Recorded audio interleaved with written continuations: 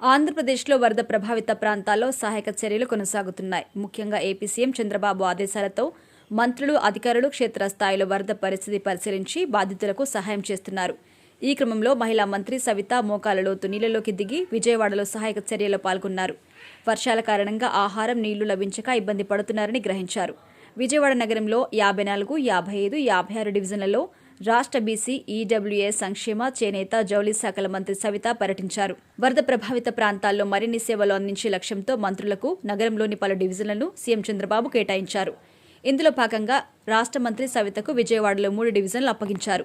CM Chandrababu ఆదేశాల మేరకు మంత్రి సవితమ్మ తనకు అప్పగించిన డివిజన్లో పర్యటించి మోకాల లోతు వరద నీటిలో తిరుగుతూ ప్రజల్ని కలిశారు. రాష్ట్ర ప్రభుత్వం అండగా ఉందని, ఎవ్వరూ దిగులు చెందవద్దని చెబుతూ వారికి ఆహారం, నీళ్లు, పాలు అందజేశారు.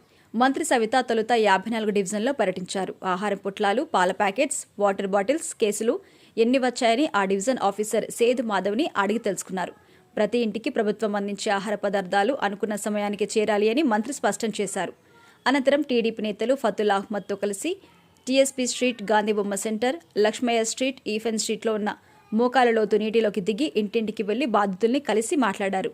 ప్రభుత్వం తరపున పాలు, ఆహారం, వాటర్ బాటిల్ స్వయంగా మంత్రి పంపిణీ చేశారు.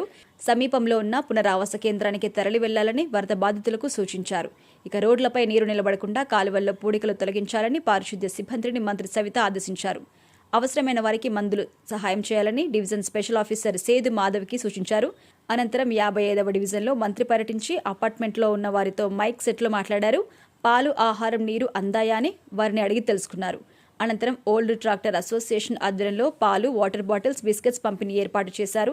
ఇక 55వ డివిజన్ సిఎస్ఐ సెంటర్లో 3 దివ్యాంగులను అంటే అందులను గుర్తించిన మంత్రి సవిత వారిని పలకరించారు. వారిని సమీపంలో ఉన్న పునరావాస కేంద్రానికి ఆటోలో తరలించాలని మంత్రి ఆదేశించారు. బుడమేరు కాలువ వద్ద నీట మునిగిన 56వ డివిజన్లో ఉన్న పాత రాజరాజేశ్వరిపేటలో ముంపు ప్రాంతాల్లో పవర్ బోటు ద్వారా ఇంటింటికి వెళ్లారు. 4 గంటల పైగా అక్కడ ఆహార పొట్లాలు, పాలు, వాటర్ ప్యాకెట్స్ అందజేశారు. సీఎం చంద్రబాబు అన్ని చూసుకుంటారని, ఆందోళన చెందాల్సిన అవసరం లేదు అని ప్రజలకు భరోసా ఇచ్చారు. సమస్యలు ఉంటే తప్పనిసరిగా వాటిని పరిష్కరిస్తామని హామీ ఇచ్చారు సవిత.